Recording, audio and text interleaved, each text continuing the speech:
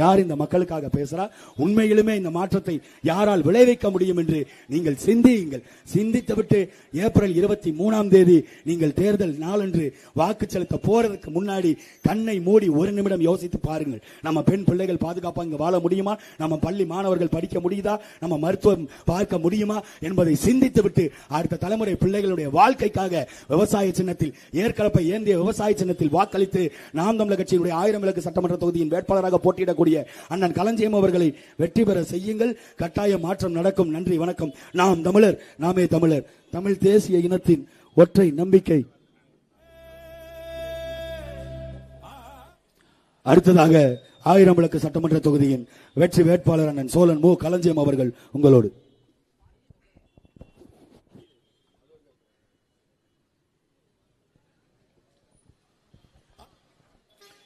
அனைவருக்கும் வணக்கம்.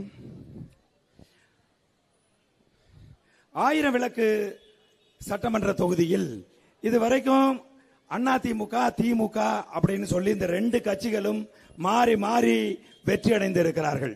ஆனால் ஒரு 40 வருஷத்துக்கு முன்னாடி இந்த 1000 விளக்கு சட்டமன்ற தொகுதி எப்படி இருந்ததோ அதே விட மோசமான நிலையில் தான் இன்றைக்கு இந்த 1000 விளக்கு சட்டமன்ற தொகுதி இருந்து கொண்டிருக்கிறது. நகராட்சி பள்ளிகள், அரசு பள்ளிகளினுடைய நிலைமை என்பது மிகவும் மோசமாக, நமது பிள்ளைகள் அங்கு சென்று படிக்க முடியாத ஒரு சூழலில் தான் இன்றைக்கு 1000 விளக்கு தொகுதியை வைத்துக் கொண்டிருக்கிறார்கள்.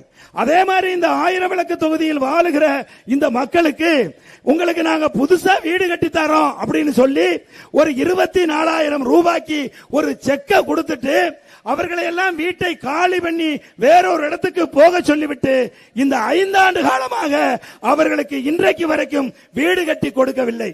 கையில 24,000 ரூபாயை வச்சுக்கிட்டு அந்த மக்கள் அந்த பகுதியில் போய் வாடகைக்கு குடியிருந்து இன்றைக்கு அந்த வாடகை கொடுக்க முடியாமல் அவர்கள் எந்த இடத்தில் விட்டுவிட்டு சென்றார்களோ அந்த இடத்துக்கு திரும்பி வந்து இடிக்கப்பட்ட இடத்தில் நிற்க வேண்டிய மிக மோசமான சூழ்நிலையில் இந்த 1000 விளக்கு தொகுதியை இன்னைக்கு இருக்கக்கூடிய சட்டமன்ற உறுப்பினர் எழிலன் நாகநாதன் அவர்கள் வச்சிருக்கிறாங்க. குடிநீர் பிரச்சனைங்க, சாதாரண குடிநீர் பிரச்சனையை இன்றைக்கு வரைக்கும் இந்த தொகுதியில் தீர்க்கல. அதிமுகவும் தீர்க்கல, திமுகவும் தீர்க்கவில்லை. இவர்கள் தேர்தலுக்கு வர்றதுக்கு முன்னாடி எல்லா விதமான உத்தரவாதங்களையும் கொடுப்பார்கள். ஆனால் தேர்தல் முடிந்த பிறகு தொகுதிக்கே வரமாட்டாங்க. இன்னைக்கு வந்து தனியார்கிட்ட கொடுக்கப்பட்ட இந்த தண்ணி, தனியார் வாகனம் சுமந்து வருகிற அந்த தண்ணி வந்தாதான் இந்த பகுதியில் வாழுகிற ஏழை எளிய மக்களுக்கு தண்ணீர் என்கின்ற நிலையில் குடங்களோடு அந்த மக்கள் காத்து கிடக்கிற சூழ்நிலை இருக்கு. உலகத்தின் பிரசித்தி பெற்ற அப்போலோ மருத்துவமனை 1000 விளக்கு தொகுதியில் தான் இருக்கிறது. ஆனால் இங்கே வாழுகிற ஏழை எளிய விளிம்பு நிலை மக்கள், ஏழை எளிய மக்களுக்கு ஒரு சுகாதாரம் கொடுக்கக்கூடிய மருத்துவமனைகள், அரசு மருத்துவமனைகள் இருக்கா அப்படின்னு கேட்டீங்கன்னா சுத்தமா கிடையாது. அதே போல இந்த பகுதியில் வாழுகிற மக்கள் கடந்த 40 ஆண்டு காலமாக 1000 விளக்கில் வாழுகிற மக்கள் ஒவ்வொரு 5 ஆண்டும் வாக்கு கேட்டு வரும்போதெல்லாம் கேட்கிறார்கள், ஐயா எங்களுக்கு பட்டா வாங்கி கொடுங்கள், நாங்கள் 40 ஆண்டு காலமா இந்த பகுதியிலே வாழுகிறோம் என்று அந்த மக்கள் வந்து கெஞ்சி கெஞ்சி கேட்டு ஓஞ்சு போய் இன்னைக்கு நாம் தமிழர் கட்சியிடம் கோரிக்கை வைத்திருக்கிறார்கள். இதுவரைக்கும் அவர்களுக்கு பட்டா வாங்கி கொடுக்கல. நான் என்ன கேட்கிறேன்னா, போதை பொருள் ஒவ்வொரு வீட்டிலையும் ஒரு குடி நோயாளி. நாங்கள் வாக்கு கேட்க செல்லுகிற போதெல்லாம் கண் கலங்கி பெண்கள் கேட்கிறார்கள், உங்கள் அண்ணன் செந்தமிழன் சீமான் ஆட்சிக்கு வந்தார் இந்த சாராய கடையை இழுத்து மூடுவாரா தம்பி என்று இந்த மக்கள் எங்களிடம் கையேந்தி நின்று கேட்கிறார்கள். ஏன்னா ஒவ்வொரு வீட்டுக்குள்ளையும் ஒரு குடிநோயாளி படுத்து கிடக்கிறான். வீட்டில் இருக்கக்கூடிய பிள்ளைகள் போதை பொருளுக்கு அடிமையாகி பெண்கள் குடும்பம் நடத்த முடியாத சூழ்நிலை இந்த 1000 விளக்கு தொகுதியிலே இருந்து கொண்டிருக்கிறது என் அன்பான உறவுகளை. அதனால 1000 விளக்கு தொகுதியில் வாழுகிற எங்கள் குருதி உறவுகளை, நீங்கள் இந்த முறையும் திமுகவுக்கு கடைசி நிமிடத்தில் கொண்டாந்து கொடுக்கிற அந்த காசுக்காக, அந்த பணத்துக்காக நீங்கள் திரும்பவும் திமுகவுக்கு வாக்களித்தால், நீ பாருங்க, ஒரு மழை பெஞ்சிச்சுன்னா, ஒரு மழை போன தடவை மழை பெஞ்ச போது நான் வீதி வீதியாக சென்றேன். எந்தெந்த வீதியில தண்ணி வருதுன்னு நான் பார்த்தேன். எல்லா வீதியிலும் தண்ணி வருது. எல்லா தண்ணியும் சாக்கடை கலந்து வருது. ஏண்டா சாக்கடை கலந்து வருது என்று நாங்கள் ஆய்வு செய்தோம். என்னன்னு கேட்டீங்கன்னா 50 வருஷத்துக்கு முன்னாடி போடப்பட்ட சாக்கடை பைப்புகள், சின்ன சின்ன பைப்புகள், அந்த பைப்புகளை அகற்றிவிட்டு இன்றைக்கு இருக்கிற மக்கள் தொகைக்கு ஏற்ற மாதிரி அந்த சாக்கடை பைப்புகள் போடப்படாதனால சின்னதா ஒரு மழை பெஞ்சால் கூட தண்ணீர் உள்ளே செல்ல இடமில்லாமல் அது பொங்கி வழிந்து ரோட்டிலே வருது. என் மக்கள் குருதி உறவுகள் வாழுகிற வீடுகளுக்குள்ளே சாக்கடை தண்ணீர் பாய்கிறது. என் அன்பான உறவுகளை, ஒரு தொகுதி மேம்பாட்டுக்கு வருஷத்துக்கு 3 கோடி ரூபாய் பணம் கொடுக்கிறான். 5 வருஷத்துக்கு 15 கோடி ரூபாய் தொகுதி மேம்பாட்டுக்கு கொடுக்கிறார்கள். ஐயா மதிப்புக்குரிய மருத்துவர் எழிலன் நாகநாதன் அவர்கள் அந்த 15 கோடியை வச்சு என்ன செஞ்சாரு அப்படின்னு எங்களுக்கு தெரியல. அதே எழிலன் நாகநாதன் அவர்கள் திரும்பவும் திமுகவில் வாக்கு கேட்டு வருகிறார். கடந்த 5 ஆண்டு காலத்துல இந்த பிரச்சனைகள் எதையும் தீர்க்க முடியாத எழிலன் திரும்பவும் வந்து இந்த மக்களிடம் என்ன சொல்லி வாக்கு கேட்பார் யோசிச்சு பாருங்க. வரமாட்டார் மக்களிடம். மக்களிடம் வந்தால் என் மக்கள் கேள்விகளோடு இருக்கிறார்கள். நீ மக்களுக்கு இதுக்கு முன்னாடி என்ன வாக்குறுதி கொடுத்தாய், அந்த வாக்குறுதிகள் எல்லாம் ஏன் நிறைவேற்றவில்லை என்று 1000 விளக்கில் வாழுகிற மக்கள் உறுதியாக கேள்வி எழுப்புவார்கள். ஆகவே என் அன்பான உறவுகளை, தமிழ் மக்கள் இந்த அரசியல் கட்சிகளினுடைய அட்டூழியத்தை அடித்து நொறுக்க வேண்டும். ஆள் மாற்றம் ஆட்சி மாற்றம் அல்ல, அடிப்படை அமைப்பு அரசியல் மாற்றத்தை ஏற்படுத்த வேண்டும் என்பதற்காக என்னுயிர் அண்ணன் செந்தமிழன் சீமான் இன்றைக்கு ஒரு புதிய கட்சியாக நாம் தமிழர் கட்சியை கட்டமைத்து உங்களிடையே கடந்த 16 ஆண்டு காலமாக தொண்ட தண்ணி வத்த ஒரு புதிய அரசியலை, ஒரு மக்கள் அரசியலை கட்டி எழுப்பி இன்றைக்கு விவசாய சின்னத்தில் தன்னுடைய வேட்பாளர்களை, தன் மக்கள் படையினுடைய போராளிகளை வேட்பாளர்களா உங்க முன்னாடி நிறுத்தி இருக்காங்க. அதனால நீங்கள் எல்லாம் விவசாய சின்னத்துக்கு வாக்களித்தால் நாங்கள் என்ன வாக்குறுதிகளை கொடுக்கின்றோமோ அந்த வாக்குறுதிகளை நாங்கள் உறுதியாக நிறைவேற்றுவோம். எங்கள் ஆட்சி வரைவிலே இருக்கிற அந்த வரைவில் சொல்லப்பட்டிருக்கிறபடி நாங்கள் ஆட்சி செய்வோம். அதனால் எங்கள் அண்ணன் செந்தமிழன் சீமானினுடைய சின்னம் விவசாய சின்னத்தில் எங்களுக்கு வாக்களிக்க வேண்டும் என்று பேரன்பு கொண்டு வேண்டிக் கொள்கிறேன். நன்றி, வணக்கம்.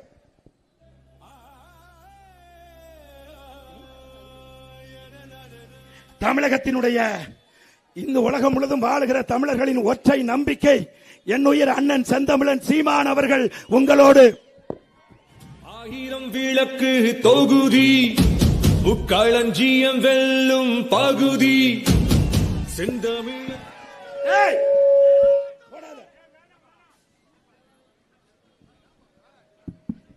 என்னடா புது பழக்கம்? நான் எங்களின் உயிரோடும் உணர்வோடும் கலந்து வாழ்கின்ற அன்பு சொந்தங்கள் அனைவருக்கும் வணக்கம்.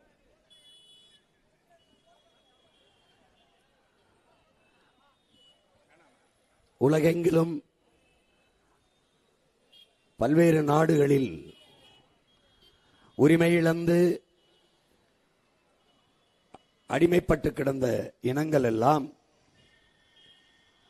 அரசியல் புரட்சியின் மூலம், கிளர்ச்சியின் மூலம், மக்கள் ஜனநாயக புரட்சியின் மூலம் விடுதலை பெற்று இன்று உயர்ந்து சிறந்து பெருமையோடு வாழ்வதை வரலாற்றில் நாம் பார்க்கிறோம், படிக்கிறோம்.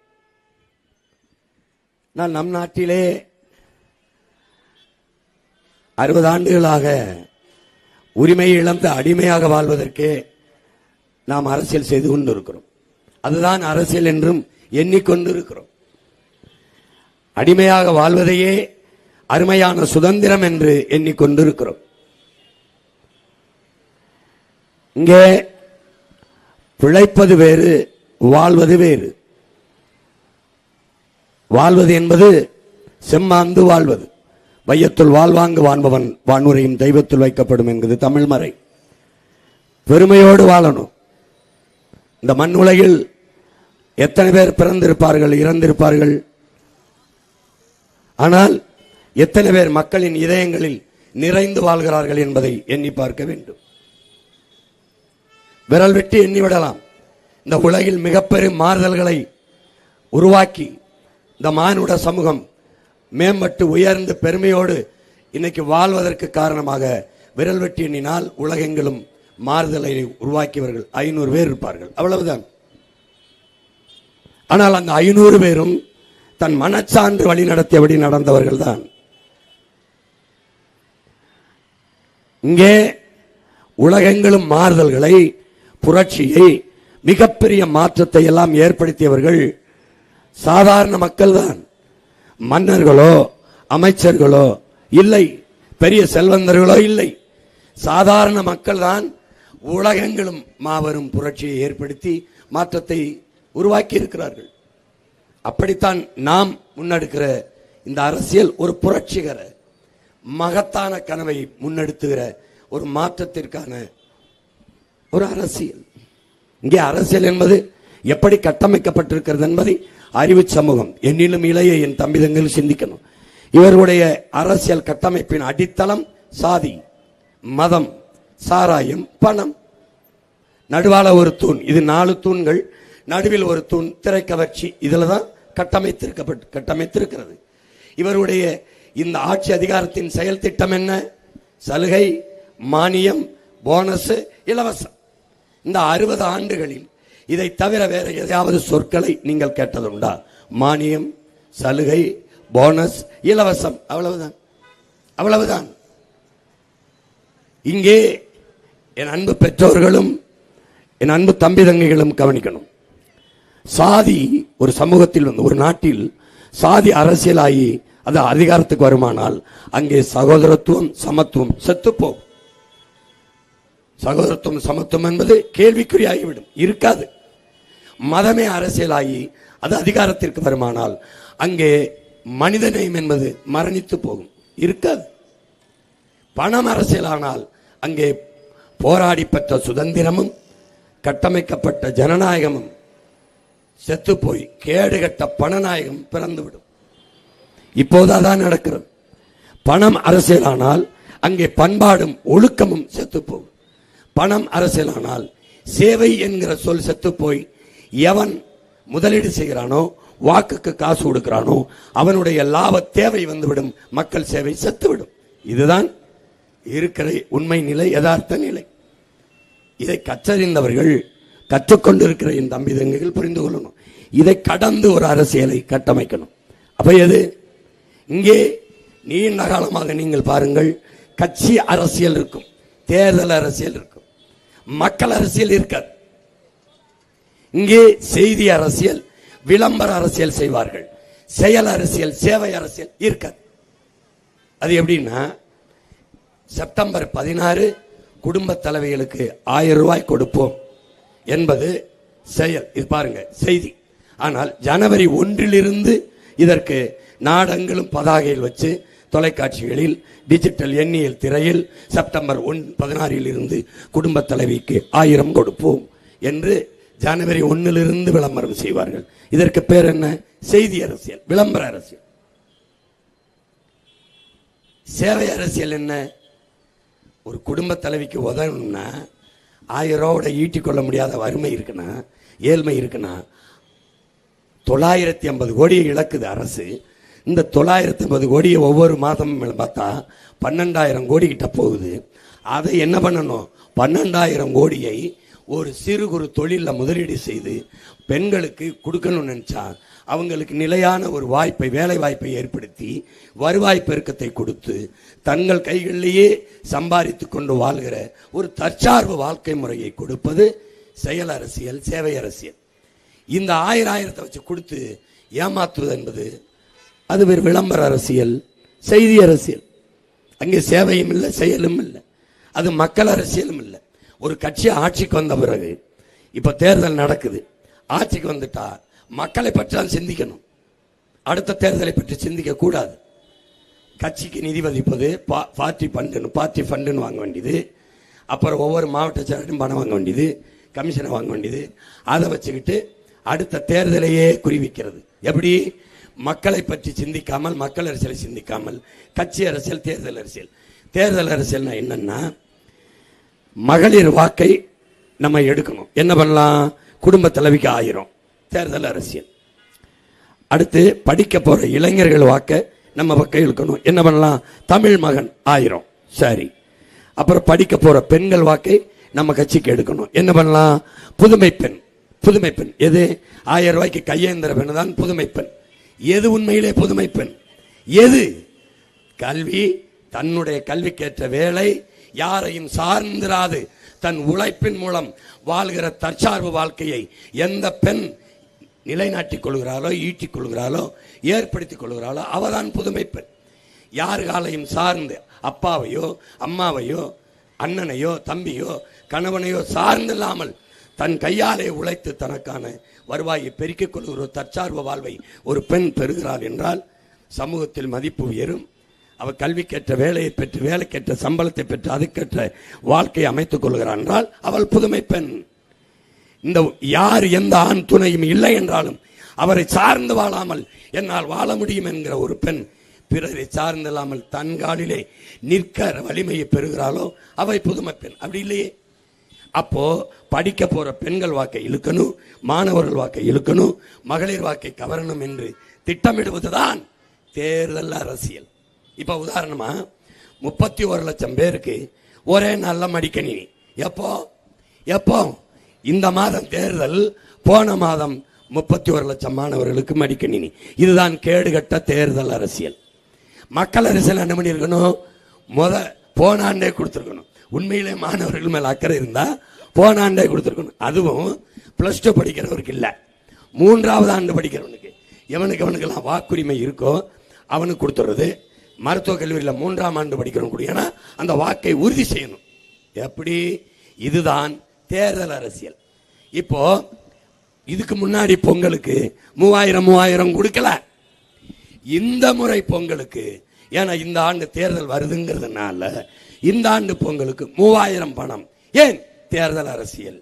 இப்போ திடீரென்று 1,31,00,000 வங்கி கணக்குல ஒரே நாள்ல ராத்திரியில 1,30,31,00,000 வங்கி கணக்குல 5000 ரூபாய் போடப்பட்டிருக்கு. 6,800 கோடி முதலீடு செய்யப்பட்டிருக்கு. எதுக்கு? இந்த ஓட்டுக்கு தான், இந்த வாக்குக்கு. அதுல என்ன காரணம்? நீங்க இந்த தேர்தல் வந்துச்சுன்னா தேர்தல் ஆணையத்துக்கிட்ட அதிகாரம் போயிடும். நாங்க முறைப்படி மக்களுக்கு கொடுக்குற 1000 கொடுக்க முடியாது. அதனால இந்த 3 மாசத்துக்கு நாங்க தர முடியாது. அதனால முன்கூட்டியே இந்த 3000 போட்டுறோம்.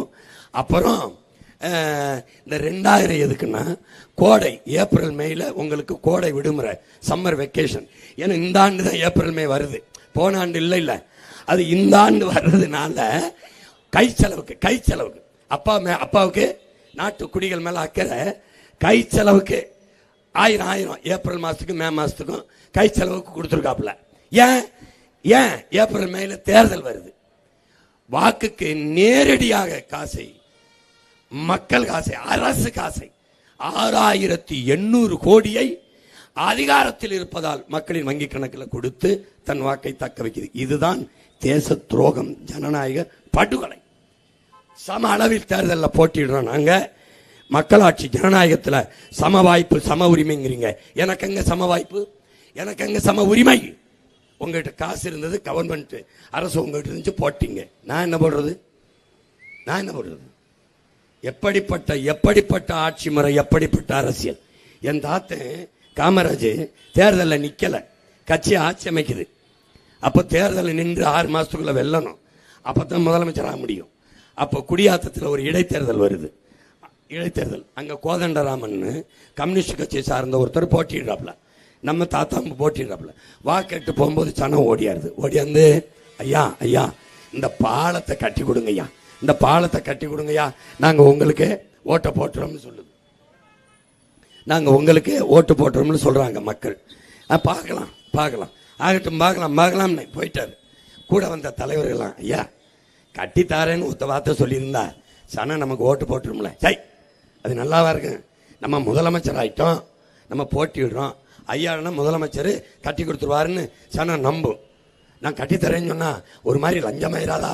நம்மளை எழுத்து நிக்கிற கோதண்டராமனுக்கு என்ன பதவி இருக்கு? அவர் என்ன உறுதி செய்ய முடியும்? அதனால தப்பு. மக்கள் ஓட்டு போட்டு ஜெயிச்சு வந்தோம்னா செஞ்சுக்கிடுவோம். அப்படி நம்ம வார்த்தையை கொடுத்து ஓட்ட பறிக்க கூடாதுன்றப்பல அவன் வாழ்ந்த நாட்டில் தான் இது ராத்திரியோட ராத்திரி 5000 வங்கி கணக்குக்கு வருது. எப்படி மக்கள் அரசியல் தேர்தல் அரசியலுக்கு வேறுபாடு புரியுதுன்னு நினைக்கிறேன். இல்லைன்னா இன்னும் மறுபடியும் பேசுறேன். புரியுதா? புரியும் புரியும் உங்களுக்கு புரியும். மக்கள் அரசியல் என்பது இப்ப பாருங்க, தலைவனுக்கும் மனிதாபிமானிக்கு வித்தியாசம் இருக்கு. இவங்க வந்து எப்படின்னா, ஐயா எம்ஜிஆர் எப்படின்னா, பசிக்குது பசிக்குது அப்படின்னா அவர் பொறுக்க மாட்டார். பசிக்கிறா இந்த போய் சாப்பிட்டு வா இந்தா அப்படின்னு கொடுத்துருவாப்புல. இந்த காமராஜன் ஒருத்தர் இருந்தா பாருங்க, அவன் எப்படின்னா, ஐயா பசிக்குது ஐயா இந்த போய் சாப்பிட்டு நான் இங்கே இருப்பேன், இந்த இங்கே தான் இருப்பேன், சாப்பிட்டு என்னை வந்து பாரு, போயிட்டு வா. சாப்பிட்டு வந்தவொடனே ஐயா நான் சாப்பிட்டேன் அப்படியா, ஐயா அங்கே காசை கொடுத்து அனுப்பியாச்சு. அது ஹியூமன் பீயிங், மனிதாபிமானம், அவ்வளோதான். இது எப்படின்னா, சாப்பிட்டு வந்து உட்காருப்பா உட்காரு. உன் பேர் என்ன? ரங்கசாமியா? என்ன படிச்சிருக்க? பிஏ படிச்சிருக்கேன். பிஏ படிச்சுட்டேன். பட்டா படிச்சிருக்கேன். எந்த ஊர்? ராமநாதபுரம்ங்கயா? அப்படியா? அப்பா என்ன வேலை செய்கிறாங்க? விவசாயம் பார்க்குறேன். விவசாயம். டே உனக்கு என்ன வயசு? ஐயா எனக்கு 26 வயசு ஆகுதியா? சரி சரி நீ போ. அதிகாரியை கூப்பிட்டு, நாட்டில் பட்டம் படிச்சுட்டு 26 வயசில் சாப்பிட வழி இல்லாமல் திறானே, இந்த மாதிரி எத்தனை ஆயிரம் இளைஞன் படிச்சுட்டு தெரியுவா, அவனை பூரா கணக்கெடுங்கிறேன். படிச்சுட்டு வேலை இல்லாதவனு அத்தனை இளைஞனுக்கும் நிரந்தர பசியை போக்குறதுக்கு வேலை கொடுக்க திட்டத்தை தீட்டு இவன் தான் தலைவன். புரியுதுன்னு நினைக்கிறேன். புரியுதா? அப்பதான் இங்க பாரு எப்படி சொல்றான், லீ குவான் யூ, இந்த சின்ன நாடு உன் சென்னையில் பாதி தான் இருக்கும், 45 நிமிஷத்துல மொத்த நாட்டையும் சுற்றி வந்துடலாம். அவன் லீ குவான் யூன்னு ஒரு கனவு நாயகன் வர்றான், ஒரு ரெவல்யூஷனிஸ்ட், ஒரு புரட்சியாளர் வர்றான். அவன் எப்படி வர்றான்? உன் மக மாதிரி வர்றான். எப்படி? நான் உங்கள் கருத்துக்கானவன் அல்ல, உங்கள் நலனுக்கானவன். புரியுதா? அதே மாதிரி அவன் தான் எப்படி வர்றான்? only 10 years என் நாட்டை உலகத்தின் தலை சிறந்த நாடாக உருவாக்குவேன். இன்னும் 1000 ஆண்டுகள் தாண்டி போனாலும் என் நாட்டை பற்றி இந்த உலகம் பேசுற உயரத்தில் வாப்பேங்கிறான். என்னுடைய கவலை நெக்ஸ்ட் எலெக்ஷன் இல்ல, நெக்ஸ்ட் ஜெனரேஷன். எப்படி? Next generation. அத ஓமையா எப்படி சொல்றேன்? வேற வார்த்தையில சொல்றேன். அரசியல்வாதிகள் எப்போதும் அடுத்த தேர்தலை பற்றிய சிந்திப்பார்கள்.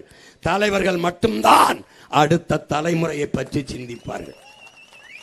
அடுத்த தலைமுறை பற்றி சிந்திக்கிற தலைவர்கள் யாராவது சிந்திக்கிற தலைவனா இருந்தால் தெருவுக்கு தெரு டாஸ்மார்க் இருக்குமா என்று சிந்தித்து பார். எப்படி என்ன பண்ணி இருக்கணும்? ஒரு சமூகத்தை கட்டமைக்க கையில் இருக்கிற ஆகச்சிறந்த கருவி கல்விதான். அண்ணல் அம்பேத்கரை ஃபர்ஸ்ட் எஜுகேட் தான் சொல்றார், கற்பின் தான் சொல்றார். கல்விதான் சிறந்த செல்வம். உலகத்தில் அறிவு செல்வம் தான். கற்றவருக்கு சென்ற இடமெல்லாம் சிறப்பு என்கிறார் அறிவு மூதாட்டி அவை. கல்வியில் தான் ஒரு சமூகம் ஒழுக்கமான நன்னறி மிகுந்த மேம்பட்ட சமூகமாக கட்டமைக்க முடியும்னா கல்வி. அந்த கல்வி இப்ப எங்க இருக்கு? முதலாளிகிட்ட. எப்படி இருக்கு? விற்பனை பொருள், உயர்ந்த லாபம் கொளிக்கிற தொழில். உன் வகுப்பறை அறிவு கருவறையாக இல்லை, வியாபார அறையாக இருக்கிறது. இதை தகர்க்கணும். தகர்த்தல் பண்ணும். ஊடகத்தரத்திற்கு கல்வியை கொடுக்கணும். சரியான சமமான தரமான கல்வி. எந்த அளவுக்கு? தனியார் முதலாளிகிட்ட என்ன கிடைக்குதுன்னு என் மக்கள் நினைக்கிறானோ, தனியார் கல்லூரியில என்ன கிடைக்குதுன்னு நினைக்கிறானோ, அந்த தரத்தை தாண்டி அரசு பள்ளி கல்லூரியில் கல்வி கொடுக்கணும். சரியாக சமமாக தரமாக ₹1 கட்டணம் இல்லாம கொடுக்கணும். அங்க இருந்துதான் மாறுதலை ஆரம்பிக்கணும். இது என்னது? அடுத்த தலைமுறையை பற்றி சிந்தனை. தேர்தல் அரசியல் இல்லை, கட்சி அரசியல் இல்லை, மக்கள் அரசியல். இதைத்தான் நம்ம செய்யணும். விளங்குது. இதுதான் செயல் அரசியல், சேவை அரசியல். இப்படி யார் செய்தால்? உலகத்தில் பின்லாந்து 2வது தென்கொரியா, 3வது சின்ன நாடு சிங்கப்பூர். கல்வியில உலகத்தில் எத்தனை நாடு? 3வது இடத்துல இருக்க ஒரு உள்ளங்கை அளவு சிங்கப்பூர். எழுதி வைத்துக்கொள். உன் மகன் எடுத்த நாட்டை கொடு. இதே பின்லாந்தும் இதே தென்கொரியாவும் சிங்கப்பூரும் அங்கிருந்து சொல்லும். இந்த உலகத்திலே தலை சிறந்த கல்வியை யார் கொடுக்கிறான்னா உலகத்தரம், தமிழ்நாட்டு தரம் என்று சொல்லுகிற அளவிற்கு கல்வியின் தரத்தை உன் மகன் உயர்த்துவேன். தனியார் முதலாளிகளோட போட்டி போடுவேன். மலேசியா போடுது, அமெரிக்கா போடுது, என்ன போடுது? தனியார் பள்ளி கல்லூரி தனியார் மருத்துவமனை என்ன கொடுக்குதோ அதுக்கு இணையாக போட்டியை போட்டு காம்படிட் பண்ணி மக்களுக்கு சேவை செய்து நின்றுவியா சேவை செய்து அது மாதிரி செய்யணும். கல்வியில் இருந்துதான் ஆரம்பிக்கணும். கல்வியில் இருந்தால் சாலை விதி, சட்டம், ஒழுங்கு எல்லாம். நம்ம ஐயா அப்துல் கலாம் அவர்கள் எல்லா நாட்டுக்கும் போயிட்டு வந்து ஒரு செய்தியை சொல்றாரு, உலகத்தில் எந்த நாட்டுக்கு போனாலும் என் நாட்டு மக்கள் அந்த நாட்டு சட்டத்திட்டத்தை அப்படியே கடைபிடிக்கிறாங்க. ஆனால் என் சொந்த நாட்டுக்கு வந்தா எது ஒன்றையும் கவனிக்கிறது இல்லை. சாலையில் குப்பை போடுறது, பீர் பாட்டில் பிடிச்சி உடச்சி போடுறது, அங்கே ஒன்று கிடைக்கிறது, தாறு மாற அப்படி ஓடுறது, சாலை விதி எதையும் மதிக்கிறது இல்லை. ஏன்? இந்த நாடு கொடுத்திருக்கிற அளவு கடந்த சுதந்திரம்ங்கிறது. அப்ப எப்படி சரி செய்வ? கட்டுப்பாடற்ற சுதந்திரமும் சுதந்திரமற்ற கட்டுப்பாடும் சரியா வராது. அப்ப என்ன பண்ணணும்? ஒரு கோடு போடணும், ட்ராக். இங்க இருந்து அன்னி ஒரு மார்ச் செட் கொண்டா எப்படி வேணாலும் ஓடி போய் கோட்டை தொடுனா ஒருத்தனும் ஓட மாட்டான். இவனை அடிப்பான், அவன் அடிப்பான், போய் சோர மாட்டான். அப்ப என்ன பண்ணணும்? ஒரு கோடை போடணும், ட்ராக். இந்த கோட்டுக்குள்ள 1ஆம் நம்பர் ஓடு, 2ஆம் நம்பர் ஓடு, 3ஆம் நம்பர் ஓடு என்று ஓடினால் தான் ஒழுங்கு வரும். ஓட்ட பந்தயத்துக்கே கோடு தேவைப்படுதுன்னா இப்ப நாட்டுக்கு தேவையா இல்லையாங்கிறத அறிவு சமூகம் சிந்திக்கணும். கல்வியில் இருந்துதான் சமூகத்தை கட்டமைக்கணும். முதல்ல. இரண்டாவது மருத்துவம். அதை கொடுத்துருக்கா பாரு. இல்ல முதலமைச்சருக்கு முடியலைன்னா காவிரியில் போய் படுத்து பாப்பல, மந்திரிக்கு முடியலைன்னா அப்பளவில் படுத்து பாப்பல, ஆனா நமக்கு முடியலைன்னா பாடையை கட்டி சுடுகாட்டில் போய் படுத்த வேண்டியதுதான். ஏன்? அவ்வளவுதான். மக்களின் மீது அக்கறை அவ்வளவுதான். மக்களுக்கான ஆட்சி அவ்வளவுதான். மக்களுக்கான அரசியல் அவ்வளவுதான். அப்ப என்ன பண்ணும்? தனியார் முதலாளிகள் கொடுக்கிற தரத்திற்கு அரசின் மருத்துவ தரத்தை தூக்கணும், உயர்த்தணும். இது அரசின் கடமை. சேகுவேர படிச்சுக்கிட்டு இருக்கும்போது மோட்டர் பைக்கில் ஏறி ஊர் ஊரா போய் மக்களுக்கு இலவசமாக மருத்துவம் செய்கிறான். அவன்கிட்ட கேட்கும்போது அவன் சொல்றான், என் கல்வி என் மக்களுக்கானதுன்றான். மருத்துவம் ஒரு மகத்தான சேவை, அது என் மக்களுக்கு தேவை, அதை உன் பிள்ளை கொடுக்குறோம். நாங்க சிறந்த மருத்துவம் கட்டணம் இல்லாமல் கொடுப்போம். அடுத்து குடிநீர் கட்டணம் இல்லாமல் தருவேன். இது 3 தான் கட்டணம் இல்லாமல் தருவேன். ஏன் கட்டணம் இல்லாமல் தருவேன்னு சொல்றேன்? ஏன் இலவசம்ங்கிற சொல்ல நான் சொல்லலை? அதை வெறுக்கிறேன், அருவருக்கிறேன். அந்த சொல்ல இந்த நாட்டில் இல்லாமல் ஒழிக்கணும்னு நினைக்கிறேன். இவன் எதுக்கு எடுத்தாலும் வருவான் இலவசம், உன்னை ஏலம் போடுவான். நான் வந்தா 2000, இவன் வந்தா 2000, இன்னொருத்த வந்து 2500. இந்த ஊரை தெரிஞ்சுக்கிட்டேன்னு எங்கள் அண்ணன் பாண்டியராஜன் நடித்த படம் இருக்கு. அந்த படத்தில் எங்கள் அண்ணன் மாதிரி 5-6 பைத்தியத்தை கொட்டி விடுவாப்புல.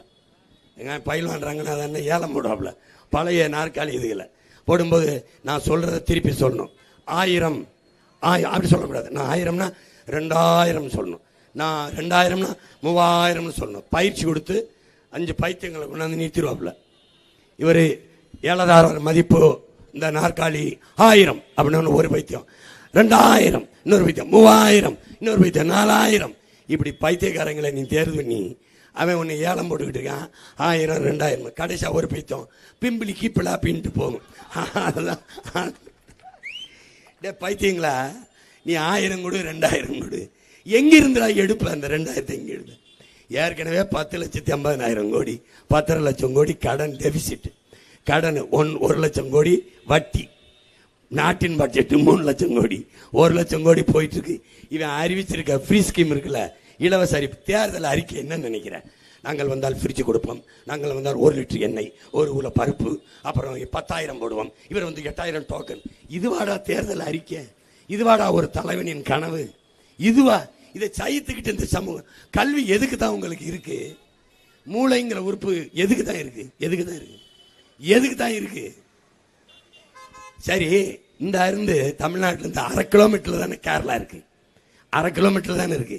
இப்படி ஏதாவது ஒரு அறிவிப்பு, டோக்கன் 8,000 தாரேன், 1/2 கிலோ பருப்பு தாரேன், 1 கிலோ எண்ணெய் தாரேன், உனக்கு மிக்சி தாரேன், ஃப்ரிட்ஜ் தாரேன் சொல்லி பாரு, செருப்பு விளக்கமாறு கட்டை கொண்டடிப்பான். தெரியுமா தெரியாதா? இப்படித்தான் ஓட்டுக்கு காசு கொடுத்து பறிக்கிறான். அவன் உலகத்தரத்துக்கு கல்வி கல்வின்னு பேசிட்டுக்கோம். இந்த நாட்டில் எங்கேயும் இல்லையா? இருக்குது, கொடுத்தா ஒருத்தன். 5 ஆண்டுல டெல்லியில அரவிந்த் கெஜ்ரிவால் உலகத்தரத்திற்கு தூக்கித்தான். டெல்லியில போய் கல்வி கட்டடத்தை பாரு, கற்பித்தல் முறையை பாரு.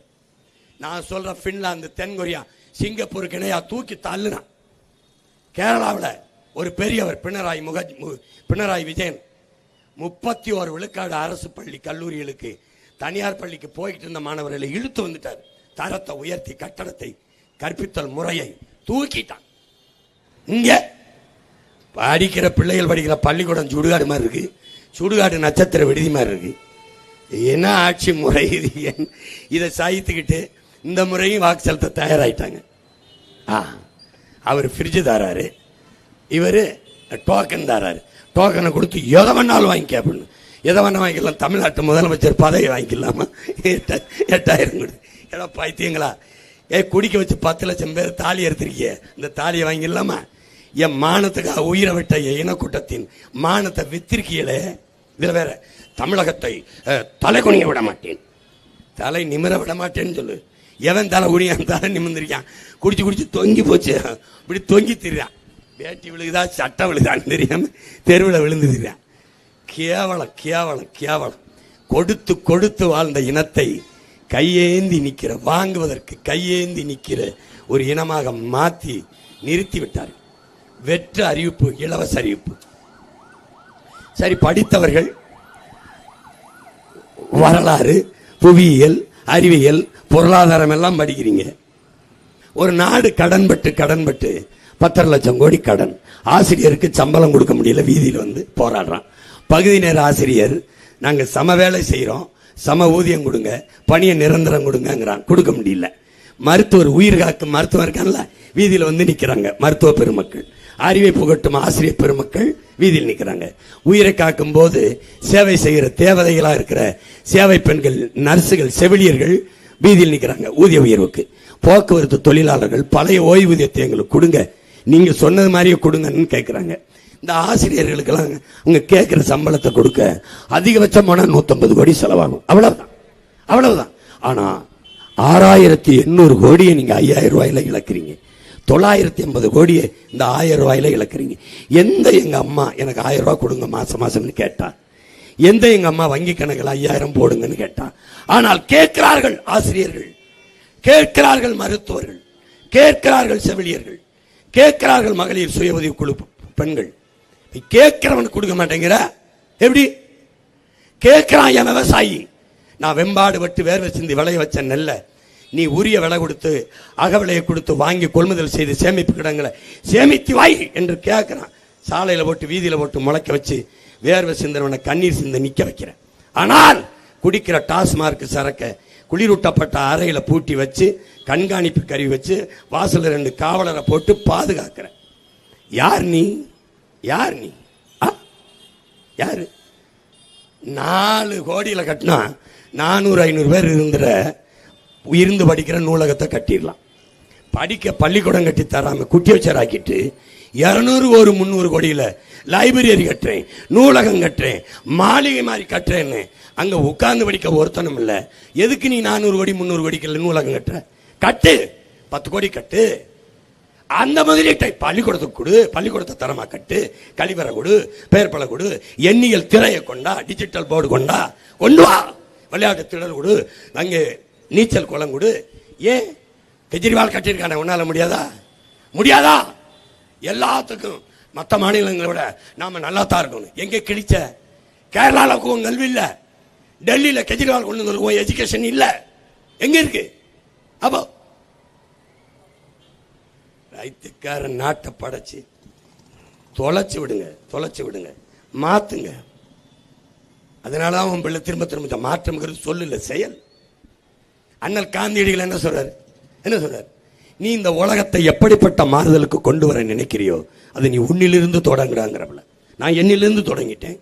ஊழல் லஞ்சம் கூட நான் ஊழல் லஞ்சத்திற்கு எதிராக இருக்கேன். வாக்குக்கு காசு எடுத்து என் மாண்புமிக்க ஜனநாயகம் சாகுது என்றால் நான் வாக்குக்கு காசு வாங்கிட்டு வாக்கு செலுத்த மாட்டேன், உறுதியா இருக்கேன். அப்படி எனக்குள்ள இருந்து மாற்றத்தை தொடங்கணும்ல.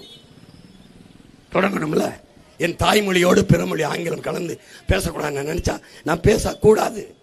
என்னிலிருந்து நான் மாறுதல் வரணும், என்னிலிருந்து தொடங்கணும். தனக்குள் எந்த மாற்றத்தையும் ஏற்படுத்த முடியாத ஒருவனால் சமூக மாற்றத்தை ஏற்படுத்த முடியாது. நான் மாறுறேன், நீங்க மாறுங்க, நாம் எல்லாரும் மாறுவோம், நாடு மாறும். அதான் மாற்றம். உலக யதார்த்தம் இருக்குல்ல. எவ்வளவு பெரிய கோலத்தை போடுங்க, ஒரு புள்ளியில் தானே தொடங்கணும். எவ்வளவு பெரிய காவியத்தை எழுதுங்க, ஒரு எழுத்தில் தானே தொடங்கணும். எவ்வளவு பெரிய ஆலம்பரம் பாருங்க, ஒரு விதையில் தானே முளைக்கணும். எவ்வளவு பெரிய கடல் பாருங்க, ஒரு துளியில் தானே தொடங்கி இருக்கணும். தொடங்குவோம் மகத்தான புரட்சிக்கான மாற்றத்தை. ஒத்தை ஓட்டிலே உலகம் திரும்பி பார்க்கிற மாற்றத்தை இந்த ஒற்றை விரலால் உங்களால் நிறுத்த முடியும். வாக்கை செலுத்த போகும்போது உங்க பிள்ளைகள், பேர பிள்ளைகள் முகத்தை பார்த்துட்டு போங்க. வாக்கு போய் பார்க்கும்போது அப்படி யோசிங்க, எந்த சின்னத்துக்கு வாக்கை செலுத்தினா நம்ம பிள்ளைகளின் எதிர்காலம் நல்லா இருக்கும். யாரு கொடுத்து நல்ல கல்வியை கொடுப்பான். கல்விக்கு, மருத்துவத்துக்கு, குடிநீருக்கு தான் பெரும் பொருளாதார செலவு, பெரும் பொருள் செலவு, பெரும் பண செலவு ஆகிறது என்று ஐயா அப்துல் கலாம் சொல்றாங்க. இது மூன்றையும் கொடுத்து விட்டால் நம் மக்களுக்கு தேவைக்கு அதிகமாக பணம் சேர்க்க வேண்டும் என்ற எண்ணம் இருக்காது, பெரிய பொருள் செலவு இருக்காது. கல்வி, மருத்துவம், குடிநீரை நானே கொடுத்துட்டேன்னா 10,000 கொடுத்தா கூட செலவு பண்ண முடியாது. இப்போ என் தங்கச்சிக்கு 10,000 செலவு பண்ணி காசு பண்ண செலவு பண்ண முடியாது. மீதி என்ன காய்கறி, நான் தான் வேளாண்மை செய்வேனே, நான் தான் விவசாயம் செய்ய போறேனே, நான் தான் ஆடு மாடு வளர்க்க போறேனே. நீ அவமானப்படுவா, வரமாட்ட. ஆடு மாடு வளர்க்கறத விமர்சனம் பட்டியெல்லாம் வச்சிருக்கேன்.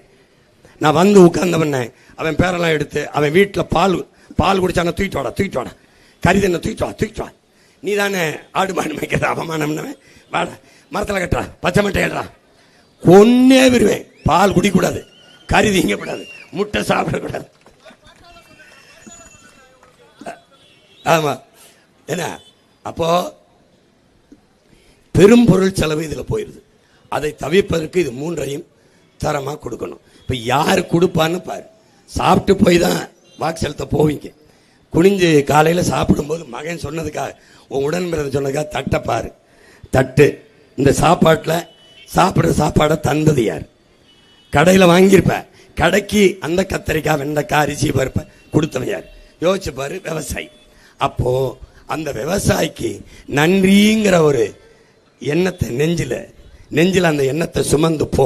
வாக்ககத்துக்கு போ, 23ஆம் தேதி போய் பாரு. உனக்கு அந்த எண்ணத்தோட போ.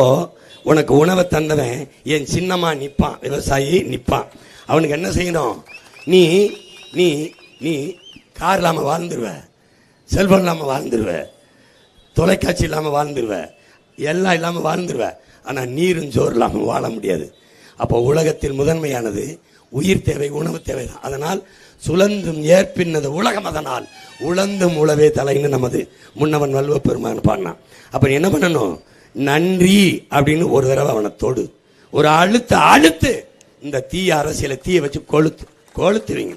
இந்த ஆட்சியை கொளுத்து மாத்தி எழுது. ஒற்றை விரலால் திமுக வெல்லுது, அதிமுக வெல்லுது, இதெல்லாம் வெல்லுதுன்னா செய்தி, சும்மா ஒரு செய்தி, வழக்கமான செய்தி. தாமரை வெல்லுது, இந்த கை சின்ன வெல்லுது, அது போடு.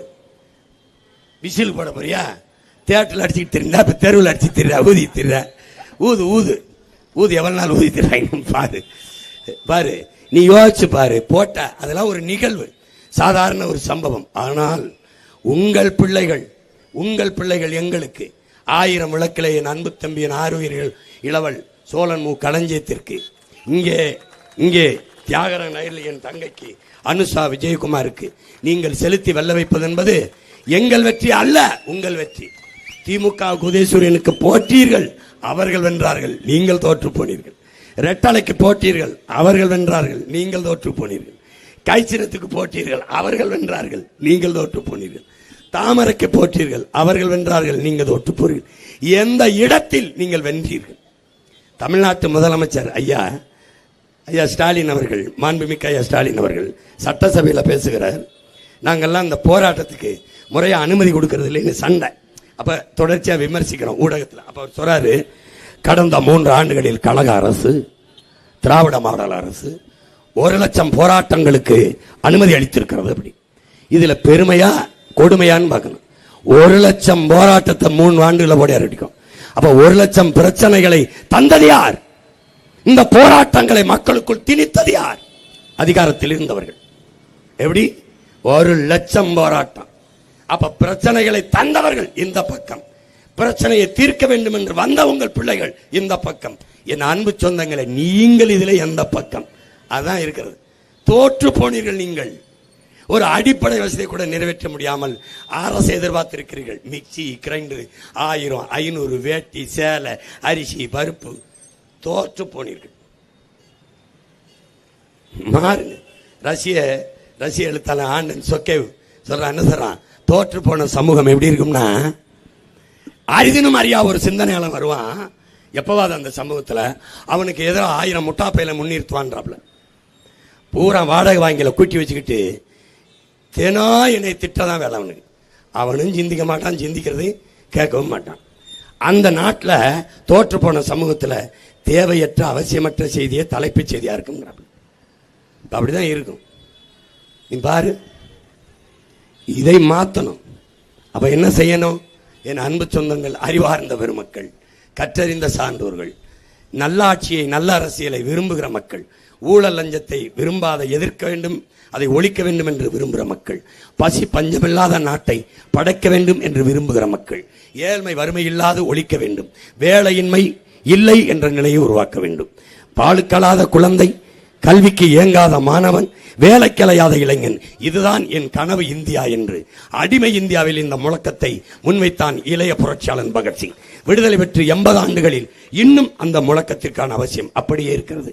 இதை மாற்ற வேண்டும் என்று உங்கள் பிள்ளைகள் துடிக்கிறோம். எனவே என் அன்பு சொந்தங்களே, மதிப்புமிக்க உங்கள் வாக்கை விவசாய சின்னத்தில் செலுத்தி நீங்கள் வெற்றி பெறுங்கள். என் அன்பு தங்கை அனிஷாவையும் என் தம்பி களஞ்சியத்தையும் வெற்றி பெறச் செய்யுங்கள். எங்களின் வெற்றி உங்களின் வெற்றி. அதிகாரம் மிக வலிமையானது அண்ணல் அம்பேத்கர். அந்த அதிகாரம் என் மக்களுக்கானது, உங்கள் பிள்ளைகள். எனவே அன்பு சொந்தங்களை, புரட்சி என்பது ஓர் தலைகீழ் மாற்றம். மாற்றம் என்பது சொல் அல்ல, செயல். மாறுவோம், மாற்றுவோம்.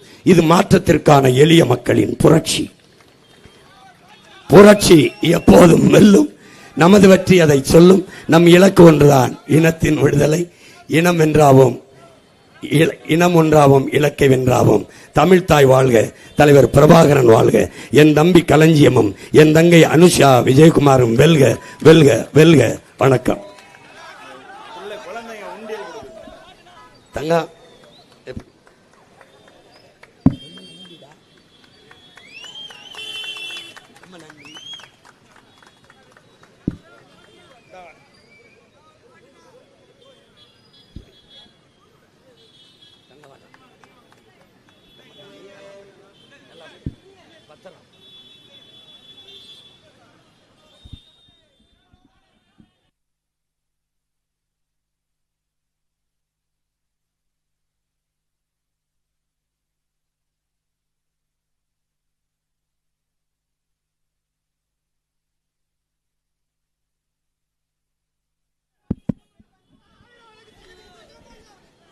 பேசுறதுக்கே தொண்டை கஷ்டமா இருக்கு. தங்கம் எப்படாடி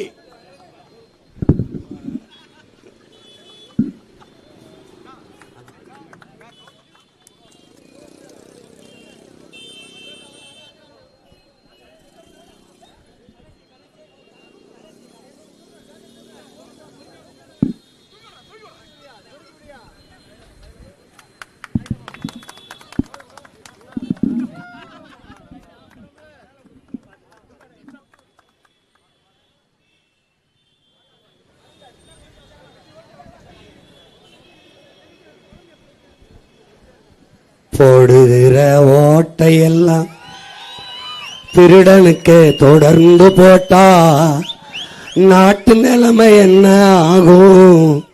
நீ கொஞ்சம் எண்ணி பாரு.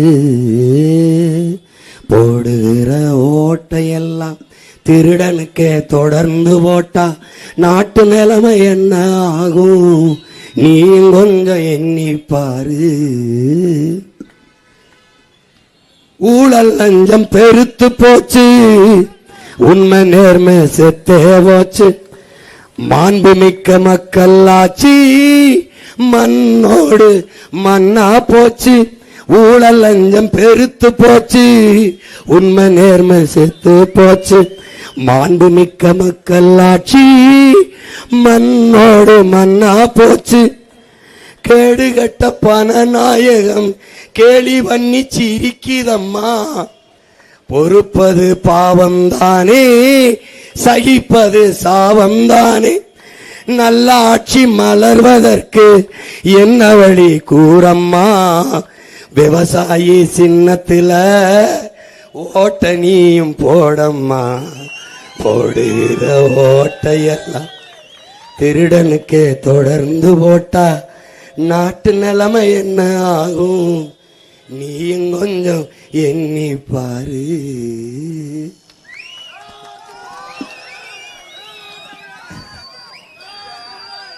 அடுத்த வேலை சோத்துக்கில்ல, அடகு வைக்க பண்டம் இல்லை. யாரால இந்த நிலை சொடலமாடா? நம்ம கெடுத்தது சாமி இல்ல, பாடுபட்ட பூமி இல்ல. கேடுகட்ட சுரண்டல் முறையே தெரியுமாடா தம்பி?